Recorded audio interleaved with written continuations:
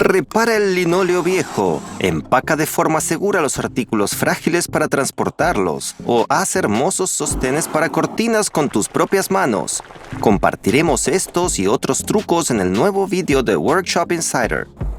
Como puedes ver, no es necesario cambiar el linóleo completo, solo una parte arruinada. Bueno, ahora hablemos un poco sobre asegurar tornillos con firmeza. También es importante saber esto al hacer reparaciones.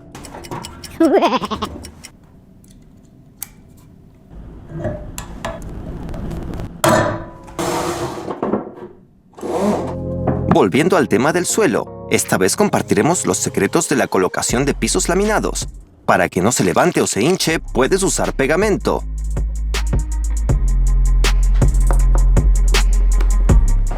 No me extraña que digan, mudarse es peor que hacer reparaciones. Esto es cierto si no sabes cómo empacar todo de manera rápida y segura. Compartiremos nuestros conocimientos contigo.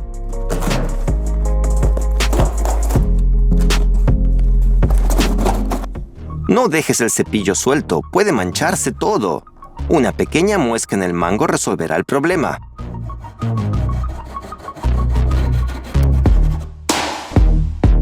Ahora el cepillo puede dejarse sostenido en el borde. No es fácil hacer cortes de madera con figuras. Un mal movimiento y deberás desechar el material. No podemos permitir eso, por lo que usaremos cinta de construcción.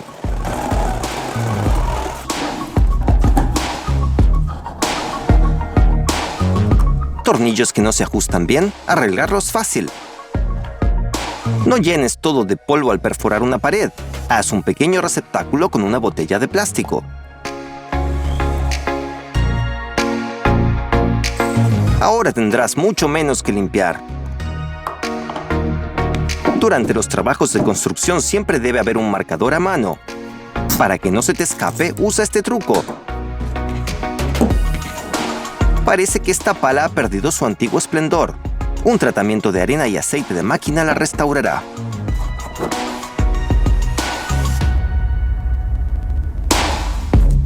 Dejémosla allí por un momento.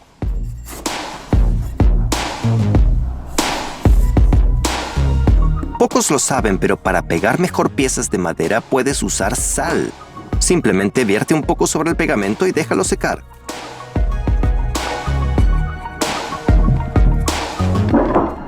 Durante las reparaciones, a menudo es necesario trabajar con una barra de madera, por ejemplo, para cambiar su forma, pulirla o cortarla. Será mucho más fácil hacer esto si usas un soporte especial. Para ello, solo necesitamos un par de elementos para sostener la barra.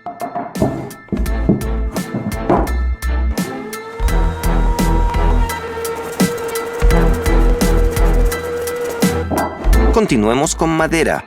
No es confiable sujetar una viga en la junta, por lo que sugerimos usar este método. Sí, requiere un poco de esmero, pero el resultado final será mucho mejor.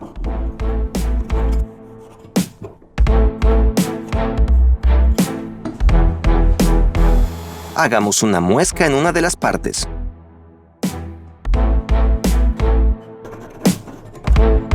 Genial, esto funcionará bien. Ahora cortaremos la otra pieza en su extremo para unir las partes.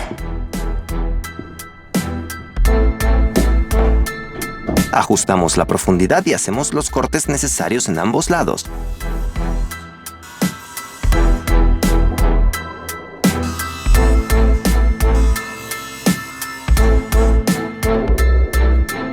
Como puedes ver, no era tan complicado, solo necesitamos ser prolijos. Limpiamos un poco. Vamos a comprobar si encaja bien. ¡Perfecto! Significa que tomamos las medidas con precisión. Aquellos espectadores atentos recordarán que al comienzo del vídeo prometimos hacer hermosos sujetadores para cortinas. Estabas esperándolo. Para un elemento de decoración único necesitamos un tronco pequeño. Por lo general estos se desechan o se usan para alimentar una fogata, pero lo usaremos igualmente. Recorte una pieza redonda con un agujero en el centro y una pequeña barra rectangular. El siguiente paso es lijar y emparejar.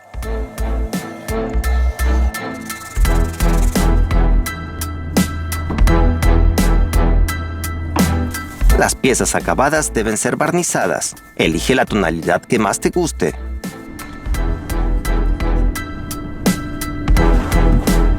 Es muy simple fijar el soporte en las cortinas. Enhebramos la tela en un círculo y la sujetamos.